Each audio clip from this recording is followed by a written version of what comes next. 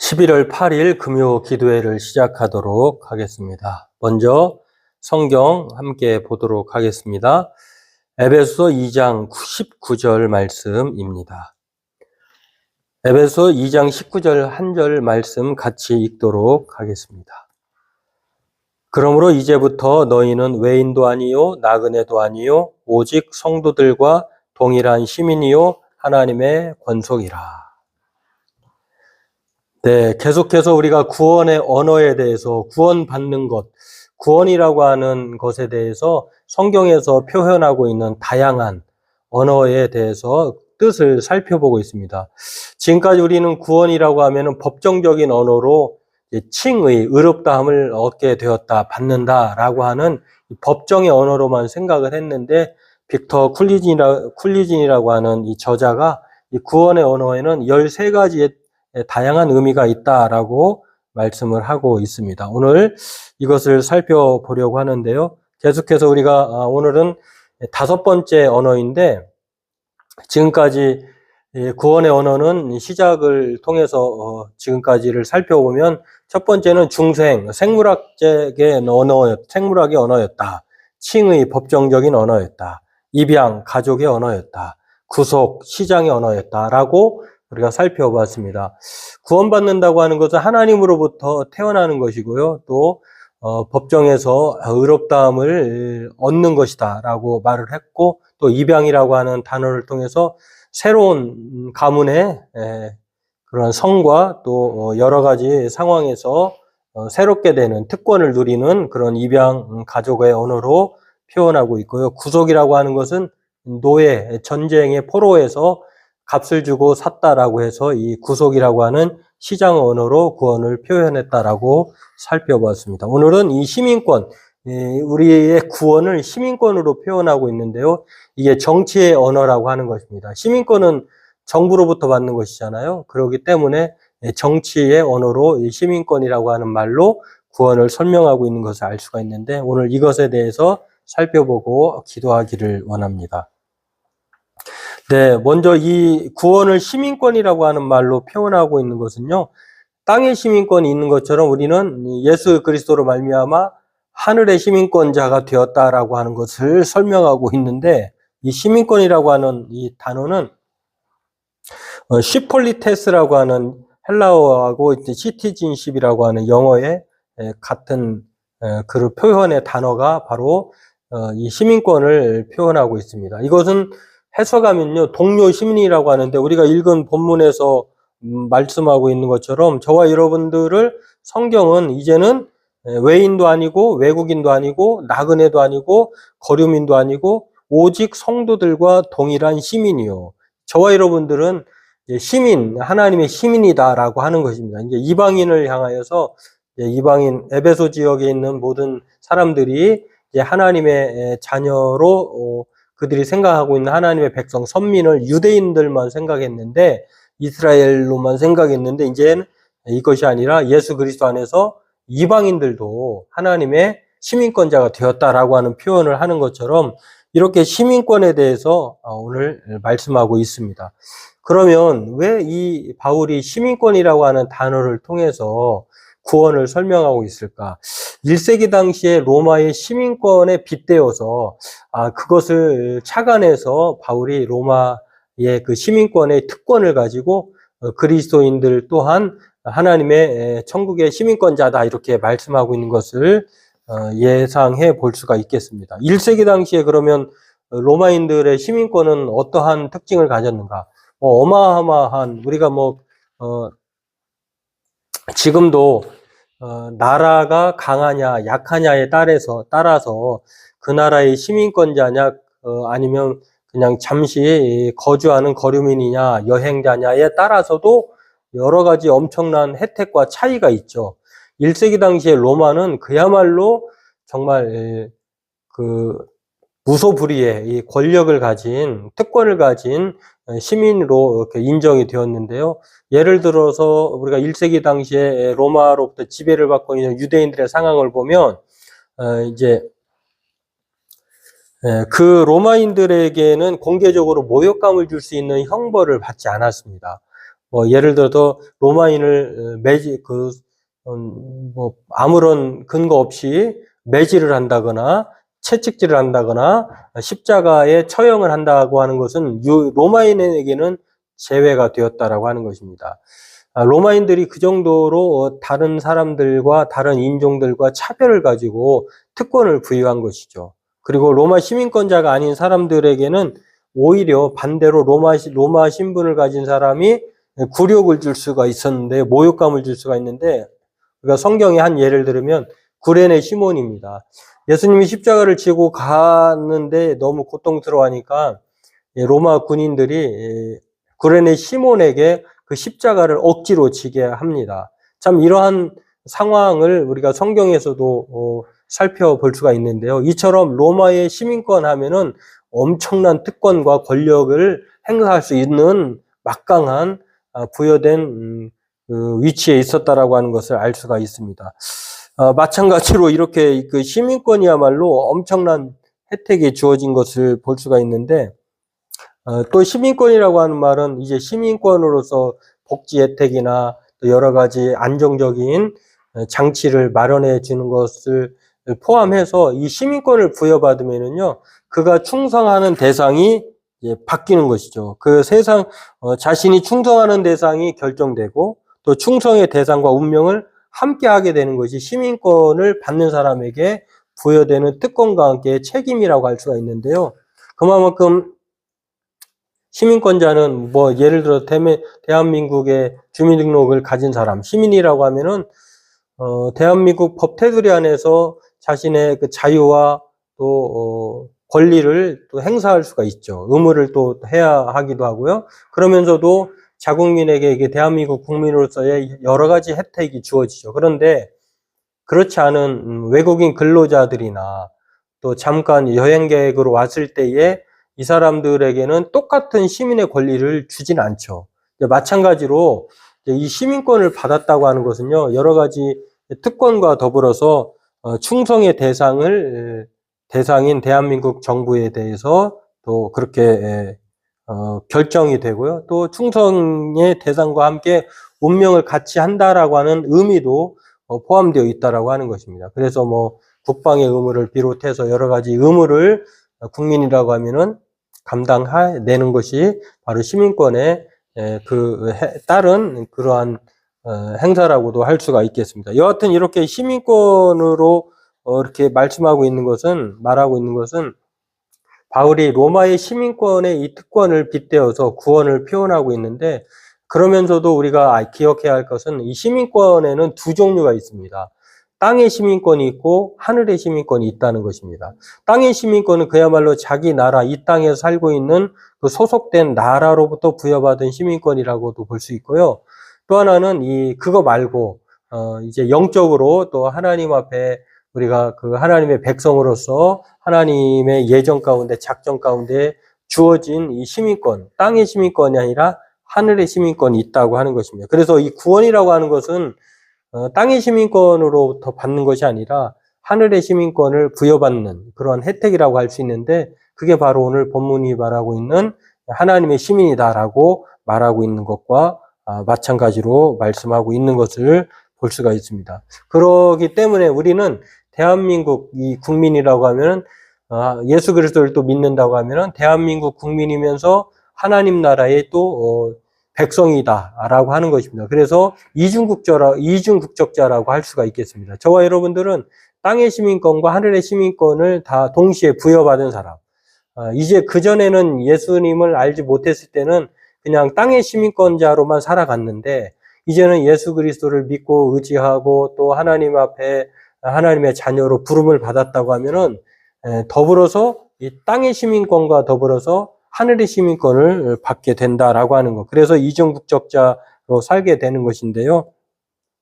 천국 시민권자가 된 것이죠. 그래서 이것이 우리에게 의미하는 바는 무엇이냐면, 이제 땅의 시민권자로 살았을 때는 모르지겠지만 이제 하늘의 시민권자라고 하는 이 하나님으로부터의 특권을 누리게 되었다고 하면은 이 땅의 시민권에 연연할 필요가 없다는 것입니다. 물론 이 땅에 살면서 우리가 동시에 이중국적자로서 하나님만을 섬기고 또 이 땅에 속한 법 테두리 안에서 또 충성과 의무를 다해야 할 것이지만, 그럼에도 불구하고 더 존귀하게 중요하게 생각해야 할 것은 땅의 시민권이 아니라 하늘의 시민권이다라고 하는 것입니다. 왜 그렇습니까? 성경의 사람들을 보면은요, 히브리서 11장 16절에 보면은 믿음의 사람들이 추구했던 삶이 나옵니다. 믿음의 영웅들, 믿음의 선진들을 볼 수가 있는데 다 예수 그리스도를 믿고 땅의 시민권자와 더불어서 하늘의 시민권자였던 그리스도인들의 모습을 보면은요, 더 나은 본향을 사모했다라고 하는 것입니다. 그러니까 이 땅이 아니라 하늘의 소망, 본향인 천국을 더 사모했다라고 그렇게 말씀하고 있습니다. 그렇습니다. 오늘 저와 여러분들은요, 이전에는 땅의 시민권자였지만 그러나 이제는 새로운 신분자가 되었습니다. 그것은 그리스도로 말미암아 하나님의 자녀가 된 천국의 시민권자로 더 나은 본향을 찾는 자들이 되었다라고 하는 것입니다. 그래서 저와 여러분들은 이제는 세상 시민으로 처음에는 출발했지만, 대한민국 국민으로 출발했지만 예수님을 믿는 이후로는 그러므로 이제부터라고 하는 말이 그래서 본문에서 나와 있는데요. 그러므로 이제부터, 이제 예수 그리스도를 믿고 따르게 되었다라고 하면은 이제 우리들은 새로운 신분자로 살아가야 한다라고 하는 것입니다. 그래서 베드로 사도는요, 베드로전서 2장 9절에 천국의 시민권자의 삶에 대해서, 새로운 신분에 대해서 이렇게 표현합니다. 그러나 너희는 택하신 족속이요 왕같은 제사장들이요 거룩한 나라요 그의 소유가 된 백성이니 이는 너희를 어두운 데서 불러내어 그의 기이한 빛에 들어가게 하신 이의 아름다운 덕을 선포하게 하려 하심이라. 이제 우리가 땅의 시민권자가 아니라 하늘의 시민권자로 우리의 삶이, 신분이 변화되었는데, 그 신분이 변화된 하늘의 시민권자의 변화된 삶을 세 가지로 말하고 있는 것입니다. 택하신 족속, 왕같은 제사장들, 하나님의 소유된 백성, 하나님의 시민자라, 자녀라, 이렇게 말하고 있는 것입니다. 그렇습니다. 오늘 저와 여러분들은요, 시민권의 변화는요, 이렇게 피상적인 변화가 아니라 실제적으로 이 시민권이라고 하는 말은 그냥 겉모양만 그냥 그냥 거칠애로만 그 시민권자야라고 하는 그런 것이 아니라, 시민권이다라고 하는 말 속에는 내면적인 변화를 포함한 인종적 개념이 담겨 있다라고 하는 것입니다. 완전히 새로운 존재가 되는 거예요.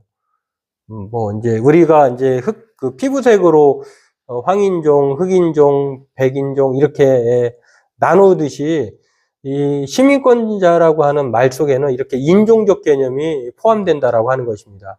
이제는 우리 신분이 완전히 내면적으로 또 하나님의 DNA를 받은 사람으로 완전히 바뀌어야 한다라고 하는 것입니다. 그래서 마치 피부색이 바뀌는 것처럼 우리의 영적 DNA도 이제 더 이상 예전과 같은 사람들이 아니라 이렇게 하나님의 시민권자로서 거룩한 족속, 왕같은 제사장, 거룩한 나라, 하나님의 소유된 백성으로 새로운 변화된 사람으로 하는 것이다라고 하는 것입니다. 그래서 에베소서 2장 15절 같은 경우는요, 바울은 한 새 사람이라 이렇게 말합니다. 새로워진 사람, 완전히 다른 사람이죠. 이방인도 아니고. 전에는 우리가 세상의 권세자인 공중 권세자를 따랐지만 이제는 우리의 주인, 충성의 대상자, 시민권을 부여하신 하나님의 사람으로 완전히 충성의 대상도 다르고 또 우리가 함께하는 대상도 완전히 다른, 이렇게 변화된 새로운 한 새 사람이 되었다라고 말을 하고 있는 것입니다. 그렇습니다. 오늘 구원은요, 이 하나님의 시민권자가 되었다는 것을 말을 합니다. 이제 우리의 충성의 대상은 공중권세를 잡은 자, 이 세상의 그런 권력자가 아니라 하나님이시다라고 하는 것입니다. 때문에 이 천국의 시민권자로서 우리가 이제 시민권자로서 살아가게 되는 것인데요. 그렇다고 하면은 우리는, 우리의 충성의 대상은 바로 하나님이시고, 또 우리는 이 땅에 연연하지 않고 하늘에 소망을 두고 날마다 더 좋은 본향인 천국을 사모하며 살아가야 한다라고 하는 것입니다. 오늘 저와 여러분들도 이것을 기억하고요.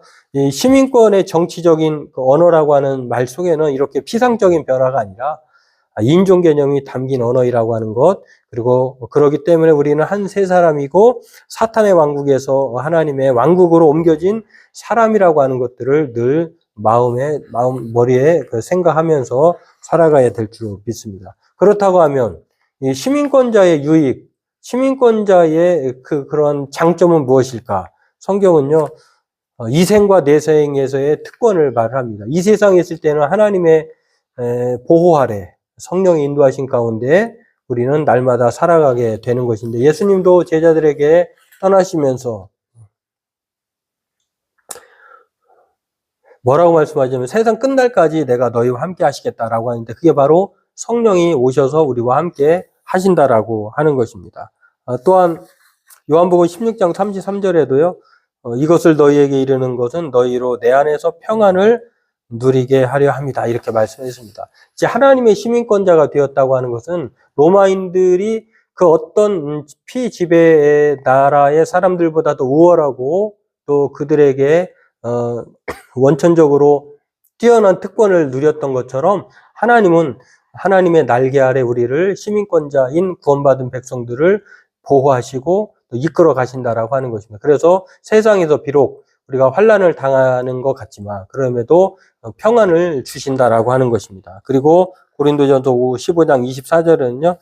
이제 모든 것들이 끝나고 모든 원수들이 그 바라에 이제 복종하게 될 텐데, 고린도전서 15장 24절 25절에 나와 있는데, 결국 우리는 어떻게 되는 것이냐? 이제 이 세상이 끝나고 다가오는 세상, 이제 미래의 세상 하나님 나라에서는 우리가 예수님과 더불어서 왕노릇하게 된다라고 하는 것입니다. 계시록 11장 15절에도 세세토록 왕노릇 하시리로다 이렇게 말씀하고 있습니다.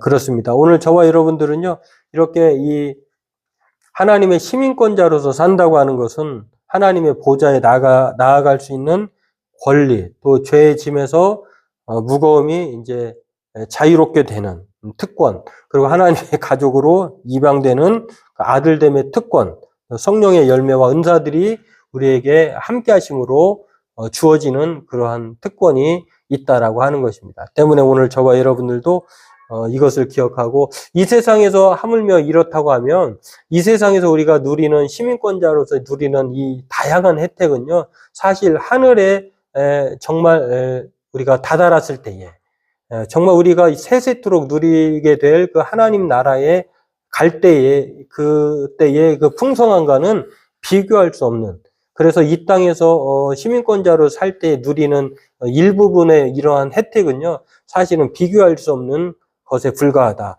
따라서 이 세상에서 누리는 이 시민권자의 특권은 하나님 나라의 보증금에 불과하다라고 하는 것들을 생각하면서 우리에게 정말 하늘의 시민권이 있는 것이 얼마나 기쁘고 감사한지, 그게 바로 우리에게 구원이라고 하는 말이 우리에게 해당되는 은혜다라고 하는 것입니다. 오늘 저와 여러분들도 이것을 기억하고, 우리는 이중국적자입니다. 대한민국 국민이면서도 하나님의 백성, 자녀입니다. 때문에 땅의 시민권자이기도 하지만 하늘의 시민권이라고 하는 엄청난, 비교할 수 없는, 또 빼앗길 수 없는 이 특권을 가진 존재다라고 하는 것입니다. 그러므로 오늘 저와 여러분들도 이 시민권이라고 하는 정치의 언어가 주는 이 풍성한 구원의 의미를 잘 깨닫고, 우리의 충성의 대상은 바로 우리 그리스도 예수라고 하는 것, 그리고 우리는 이 땅의 것에 연연하지 않고 더 나은 본향을 늘 사모하면서 하나님께만 소망을 두고 특권받은 하늘의 시민권자로서 살아가야 될 줄로 믿습니다. 오늘 저와 여러분들은 이 하늘에 소망 두고 이 땅의 것에 연연하지 말고 하나님 앞에 늘 위의 것을 생각하면서 오늘 하루도 믿음의 은혜 가운데에 날마다 하나님의 시민권자로서 살아가기를 주의 이름으로 소망하고 축원합니다.